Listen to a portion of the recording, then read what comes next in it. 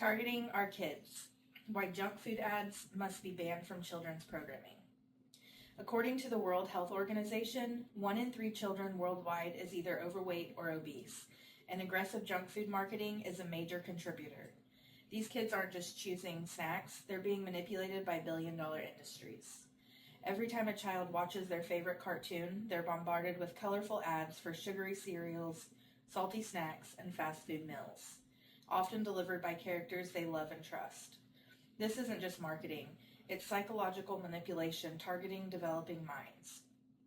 Today I want to convince you that junk food advertisements should be banned during children's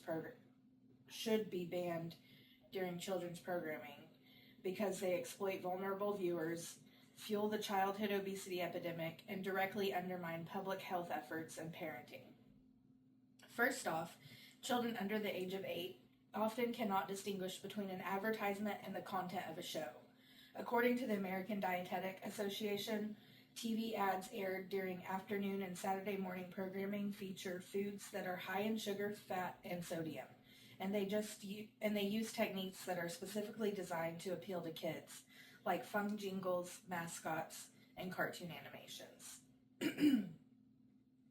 These techniques are incredibly effective.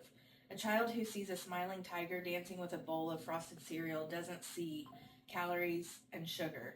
They see joy, excitement, and approval.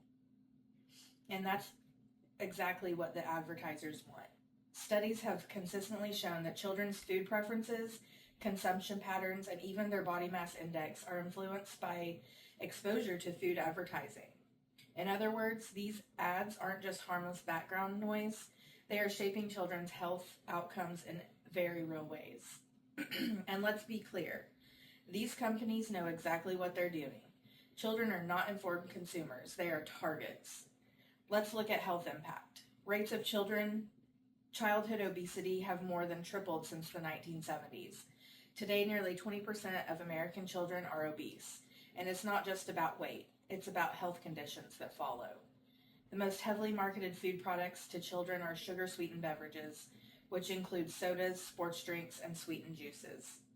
Despite overwhelming scientific consensus linking sugar-sweetened beverages to obesity, tooth decay, and heart disease, these products remain the most advertised food items globally.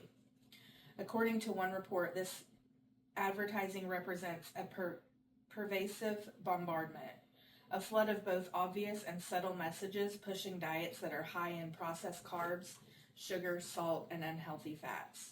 And the consequences? Rising cases of type 2 diabetes in kids as young as 10, increased instances of high blood pressure, early signs of cardiovascular disease, and long-term mental health struggles like low self-esteem and depression. This isn't just a diet issue, it's a medical emergency. Here's the worst part. Even when parents do everything right, serve healthy meals, limit sugar, and educate their kids, junk food ads often undo their efforts in seconds. A child who just watched a commercial for a fast food meal with a toy will beg, nag, and demand that item, not because they're hungry, but because the ad made it appealing. These pester power tactics are well documented in marketing research, and they work. Schools are teaching nutrition, public health departments are pushing for better diets, but these efforts are drowned out by multi-million-dollar campaigns running during children's TV shows, YouTube videos, and even mobile apps. Meanwhile, other countries have already taken action. In Chile, junk food advertising during children's media has been restricted since 2016. Since then, studies have shown a noticeable decline in unhealthy food consumption among children and a shift toward better nutritional habits. The United Kingdom has also restricted junk food ads on TV before 9 p.m., citing public health and child protection as their top priorities. If it's working for them, why haven't we followed? Now, some argue that banning these ads is censorship or that it puts too much pressure on corporations. But let's be honest, children are not the ones choosing to be advertised to. They are a captive audience, and these companies are exploiting that. And this isn't about banning ads entirely, just restricting them in spaces where kids are the primary audience. Adults can make informed decisions, children cannot. Just like we restrict ads for alcohol and tobacco in children's media, we need to apply the same logic to ultra-processed junk food, which we now know causes long-term health consequences. So what can we do? 1. Call or email your local representatives. Ask them to support legislation that restricts junk food ads during children's programming. Some bills are already being discussed. Your voice matters. 2. Support media literacy programs in schools that teach kids how to recognize and critically evaluate ads. 3. Be aware of the media your family consumes. Opt for ad-free children's platforms and talk to kids about how advertising works, because awareness is protection. Support organizations and coalitions fighting for healthy food access and marketing reform. Let's stop letting billion-dollar brands target our kids like products.